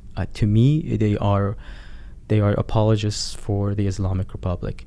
Bahador, you have an interesting perspective, because the last time you were on the show and we did the profile interview on you talked about the fact that you have in your family or extended family some very religious folks in Iran. I'm curious to hear, I don't know if you're in touch with them, what their perspective is right now, and what your perspective is, being part of that family, and what you, not just what you're understanding about the mechanics of the way decisions are justified in Iran today, but what you could see is a possibility of a new Iran, that where folks who are religious somehow coexist. Yes. So my relatives are quite religious, aunts and uncles. On my father's side, I had, I say I had because one of them passed away. I had 3 uncles who were clerics, mahuns. One of them passed away, 2 are still alive, and one aunt who's married to one. And one of my uncles is actually employed by the Islamic Republic. Wow. And he's a mullah. Yeah. Oh, yeah. He is, and I'm going to be quite honest. He has never worked in his life, and this is one of the things that a lot of people don't realize. He's never worked in his life. He's never done anything. But he is very rich. He has lots of money, and what's his job? Nothing. It's not a real job. If you are a mullah, if you're a cleric in Iran, you just get paid for that, for doing nothing. But he actually works for the regime. He was a spy in Albania, and you can go look up his name. This is not like some secret information. Like, there are articles about this where the Albanian government kicked him out of the country because he was there as a diplomat, right? Like, hiding, what he was actually doing, and they kicked him out of the country. And I have another uncle who I have a lot of conversations with, who's a cleric, and he says that, I'm not a political person and I'm just religious, and we debate about this, and Does the first uncle know? Has he seen you on social media? I don't. He doesn't follow me on social media, but right. I am sure my cousins relay the message to him, who do see him, and almost all of my cousins. His own son is against him. Wow. Like, his own son his dad has so much money because he's but his son, and I'm very proud of him, he chose to take his own path, and he is working hard for a living. Your cousin? Yeah, my cousin. He's in Iran? He's in Iran, yeah. He chose to not follow his dad, which he could have. He could have easily just done the same thing and had lots of money right now, but he didn't. So within these families, like, that's what a lot of people maybe on the outside don't realize. Even within these regime insiders and agents of the regime, there are Khamenei's family, Khamenei's own sister and niece, right? Niece, yeah. So that's a very important point as well. What do you believe that there can be, knowing these members of your family, what do you believe happens after this revolution? Honestly, that we're all hoping for? You can mark my word. When the Islamic Republic regime falls, a lot of people who are supposedly on the side of the regime will quickly switch sides, because they're only doing this for their own self-interest. They're only doing it because they benefit. It's not religious fidelity. No. Even among religious people, people really overestimate how much actual ideological true support Khamenei actually has. It's not that much. A lot of the people who are even out on the streets beating and killing people, they are doing it for the money. They're doing it for the benefits that they get. And I know it sounds awful, but this is what's going to happen. The same thing happened when other dictatorships collapsed throughout history, where people who were fighting for them come out and said, no, we didn't, like, we were forced to, or we didn't want to, or some of them will just quickly change themselves, whether it be their names or whatever. The ones who are higher up, they'll run away to go to another country, whatever the case may be. I'm just saying that you're going to see so much of this, because so many of them know that they're wrong. So many of them know how horrible this regime is, but they're only after their own self-interest. And the same thing will happen with a lot of these regime apologists who live in North America. The way they push the narrative and the way they talk about it is so that when the regime falls, they can just be like, no, we were trying to help the people. Our only intention was to find a way to stop war, and they'll have their way of changing what they've been saying throughout the past decade or so. Like, a final question, from your perspective as somebody who's following this stuff, interacting with so many people around the world, and posting a lot about what's going on in Iran, has family there who are involved in different ways. Where do you feel like we're at, Bahador? I mean, there's these 3 days of strikes that have just happened. depending on which conversation you have with who on what day, somebody will try to convince you that this thing is dead, nobody's out on the streets, nothing's going to happen, or somebody will say the revolution is imminent, hold on, next week they're all going to Venezuela. So where do you believe things are at? Well, I'm a very optimistic person generally, right? But I also have to be honest about things. Like, I don't like to overhype and get excited about something here and there, but I'm optimistic. And what I see, I always see the positive in everything. These strikes, they show the incredible unity of the people. They show that the people are far, far more united and far their numbers are much higher than anybody who wants to side with the regime, right? But we are dealing with a brutal dictatorship that will. Can I just ask, do they show that? Because I mean, do the strikes actually show that? I don't know the numbers of stores that closed, or do they show that the majority is? Of course, yeah, absolutely. All throughout the country, people were united about this. A lot of people risked, having their shops and businesses attacked by the regime, and they still did it. They still went for it. So you definitely can see the unity between different people from different walks of life, different backgrounds, whether they're wealthy or they're not, whether they're religious or they're secular, whatever ethnic group they belong to, religious minorities, all of that, right? So you definitely can see the unity. You definitely can sense that too with their actions, right? But it's hard for anybody to really predict what's going to happen. Like that, the regime will fall, but when and how and what's going to really be the big trigger point, those are things that nobody can predict. No.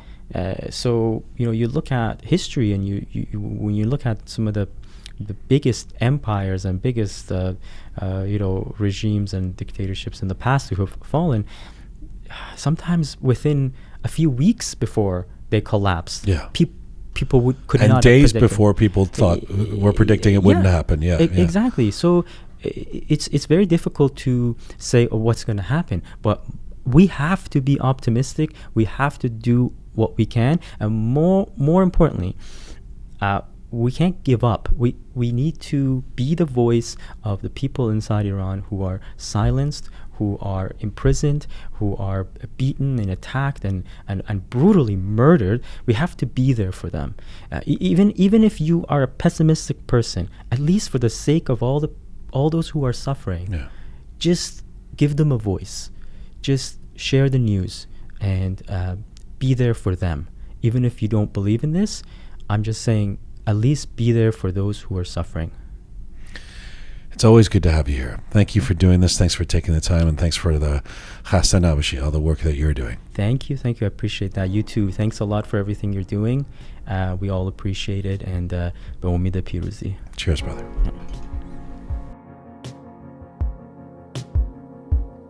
This dream I'm dreaming, won't you wake me up tonight? 'Cause this life I'm living doesn't really feel like mine. This strange dream I'm dreaming, if it ain't wrong, it don't feel right. Never thought you were leaving.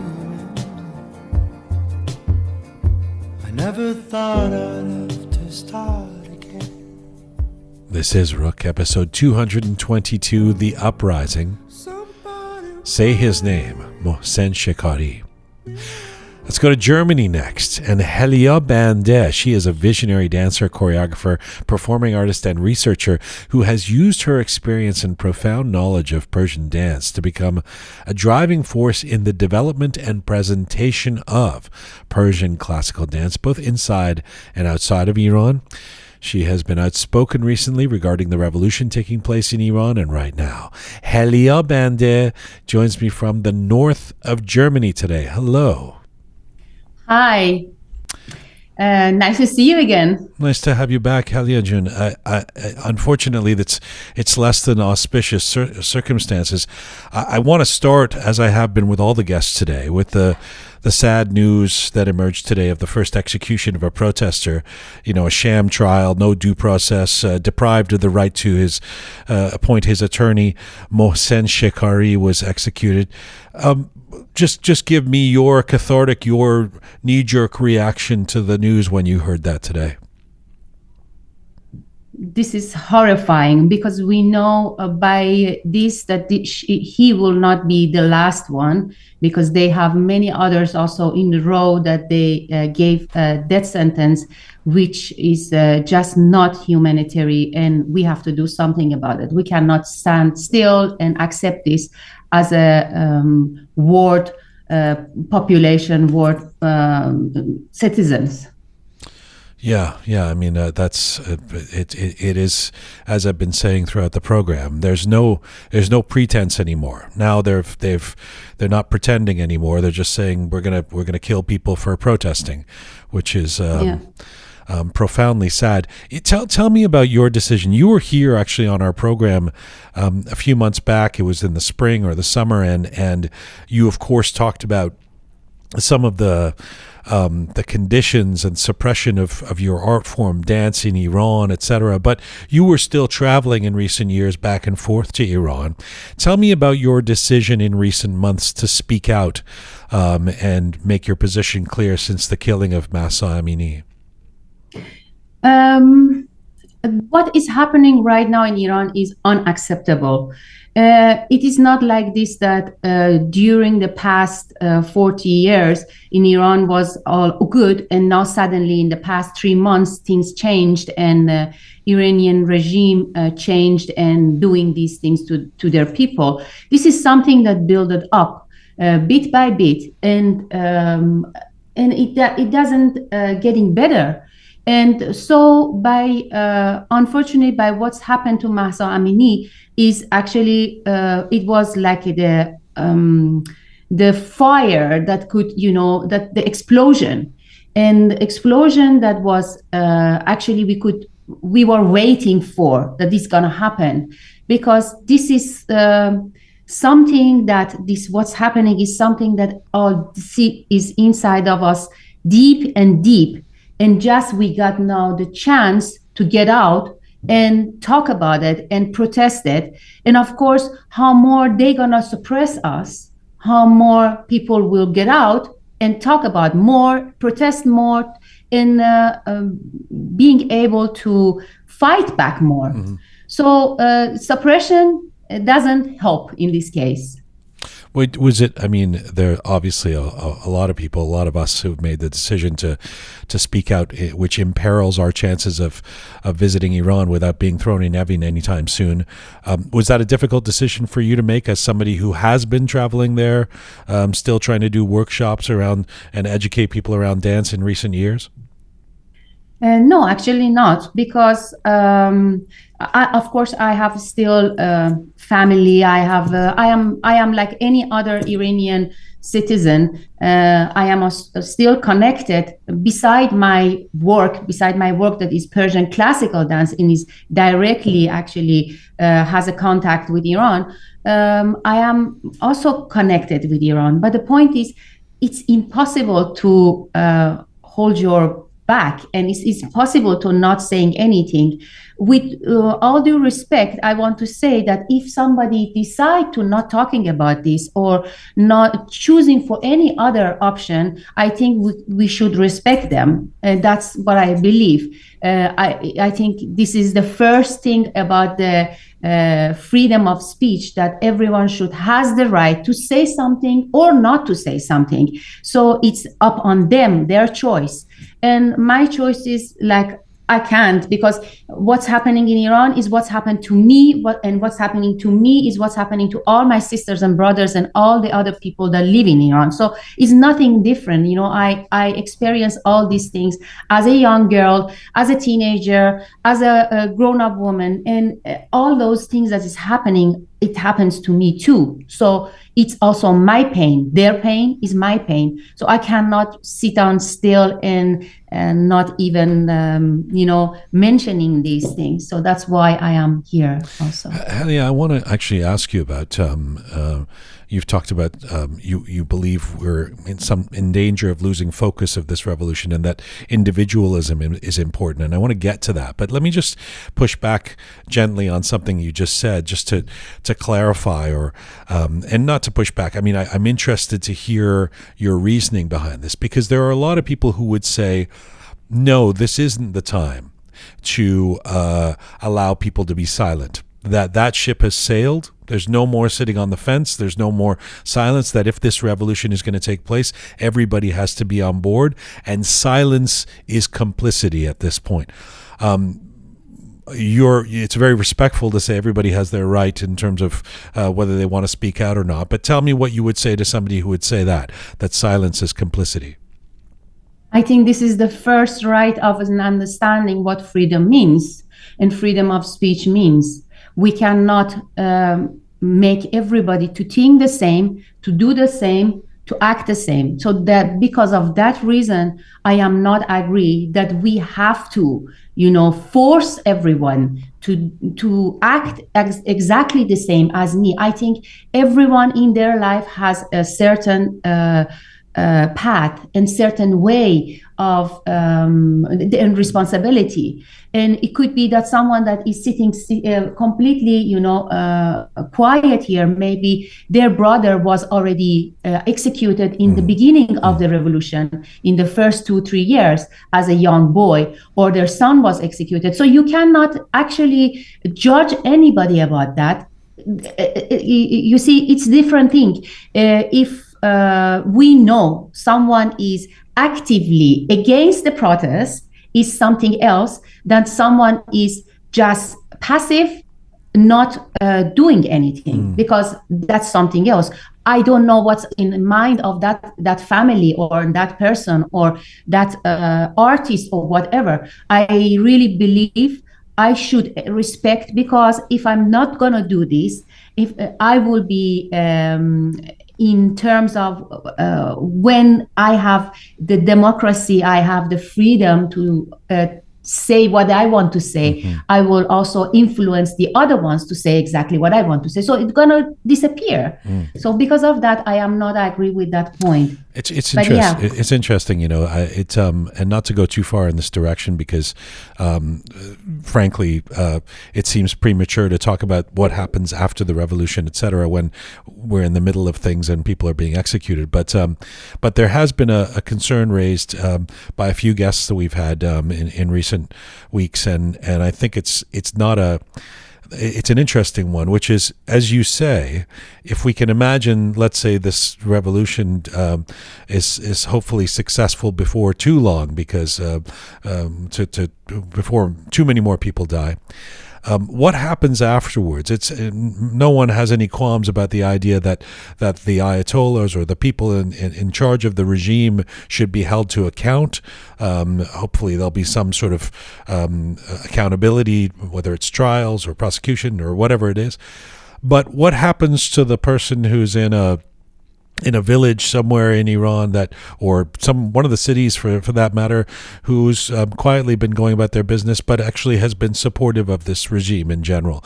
After the revolution, what do you do with them? Do you say, you're not part of society, or we're gonna put you in jail, or what? And I think it speaks to your point, which is, if you want freedom of expression, then you have to allow people in the society that you're not going to agree with as well, right? Yes, but till certain point. You see, if we will have let's say an imaginary situation.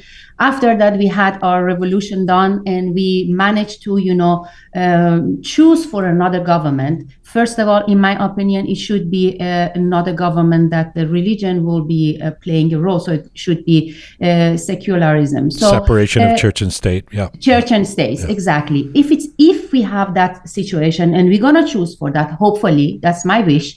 We're going to choose for that. Then we have to, of course, check and see, putting our rules, again, our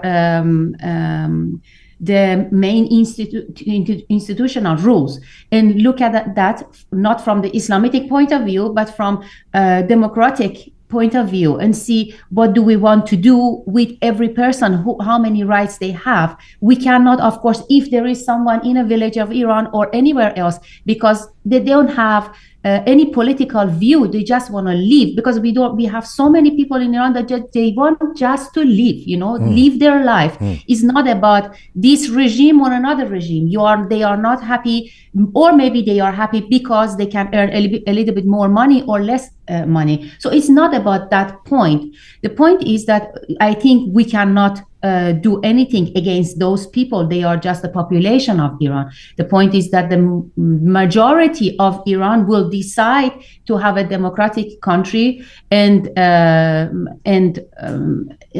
by that, making the rules, and those people should be able to live also with me, that I am against this regime. But what we should do with those that they are in the government, I don't know. I am not the person that I can talk about those things, because I am not.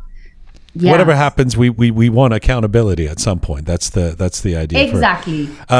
So let me segue into this. The prime reason for having you on, I think it's a very interesting word. Like, it's a profound word that you're using, which is individualism.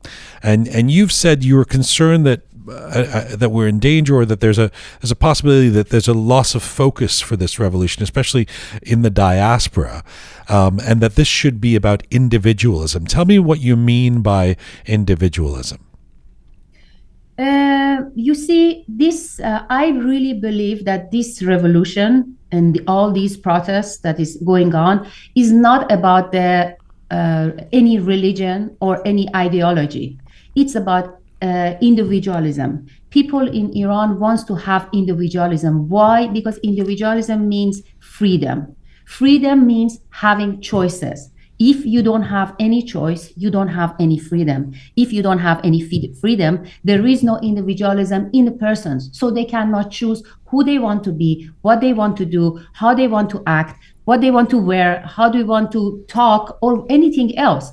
So to be able to having that, this is why Iranians are fighting for. They are not fighting for to be more dependent to USA or independent from China or US or Russia or whatever. They want to be able to finally be themselves as they want to be. If they want to wear anything that they like to wear, that they will be able to wear it. If they want to sing, be able to sing. If they want to be, be religious and putting a scarf on, being able to putting a scarf on. So and what I am a bit actually worried in the past, time, is that maybe the focus is we are losing the focus on actually where it should be, because we should not forget what the Iranians want in Iran. Iranians want in Iran equal rights, and that equal rights, that is your right from birth. When you are But Helia John, I generally hear a lot of people talking about freedom, individual rights, basic rights, the right to be free to do what you want. What's an example of something where you feel like the focus has been lost around that? What shouldn't we be talking about, if you will? First of all, I think that we should not be so much dependent of asking and for the help from the foreigner countries. That's first of all what I think, because what is happening, we should understand that is something that is in Iran, and we should do it by Iranian people in Iran, and also Iranian people outside of Iran. So this is a revolution from the people, not revolution from the it doesn't has to do with anything with the foreigner politics. It's not because Iranians are not happy about the foreigner politics. That's why they are doing this revolution. And they say like, hey, come, Western countries, come, please help us. Because the one thing that I certainly know for sure is that it's an amazing opportunity to, as a human being, to be born in this world. Actually, it's we are absolutely a holy phenomena. So if we will have learn to have self-confidence, we will not need anybody to approve us. So it is only when we fear not being able to manage ourselves, then we will desire to have confirmation from the greater power, and within accept being ruled by it.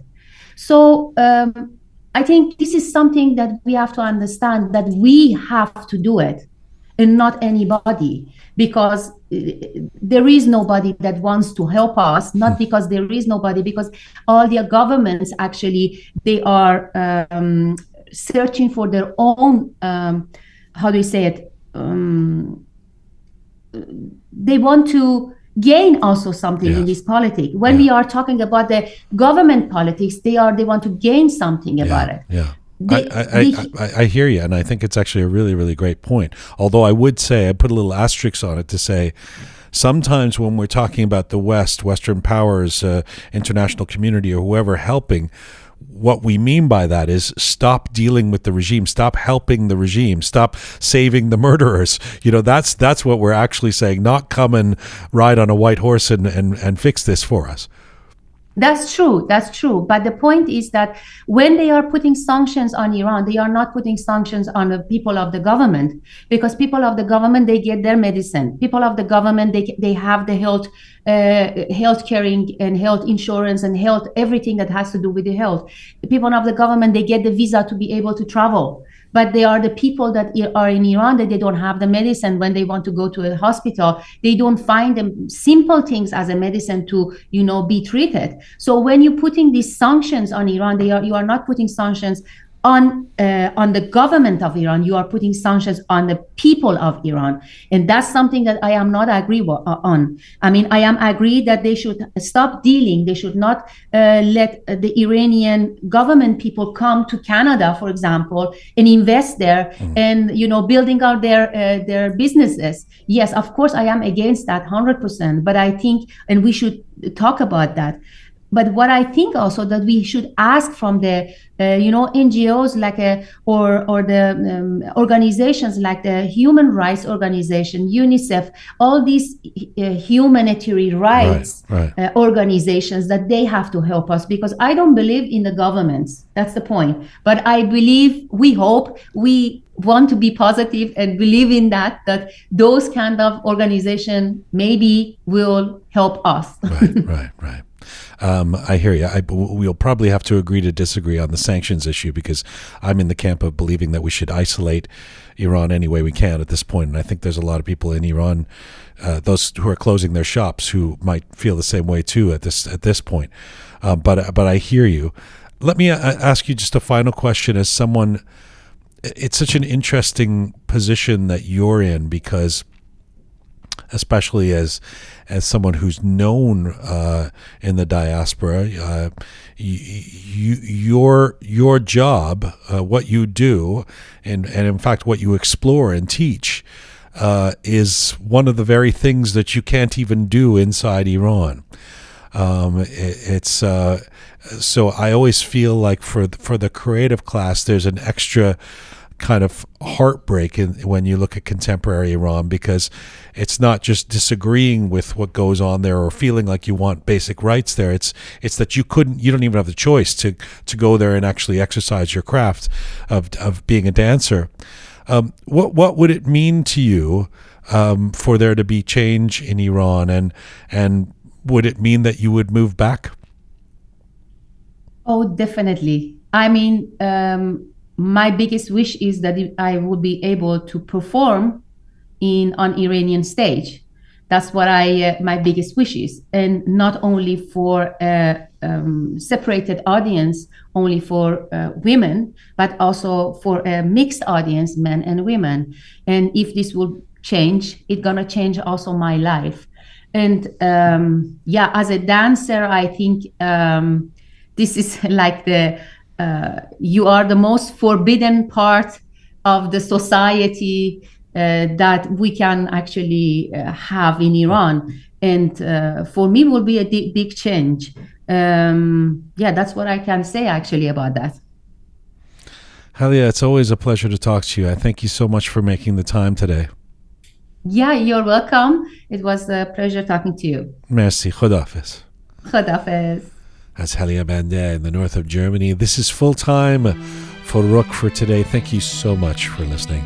And thanks to the amazing team who put this show together, Sabi Roham, talented Anhita, Parsa, Pegah, Bahador and Shaya. Thank you to all of you out there supporting us and sharing our content. Please subscribe if you haven't done so already. You can subscribe on any of our platforms or all of them. Find me on Instagram at Jian Ghomeshi. See you with our new documentary, The Revolution from the Backyard of Iran, debuting next Thursday. Before then, Mizunbashi.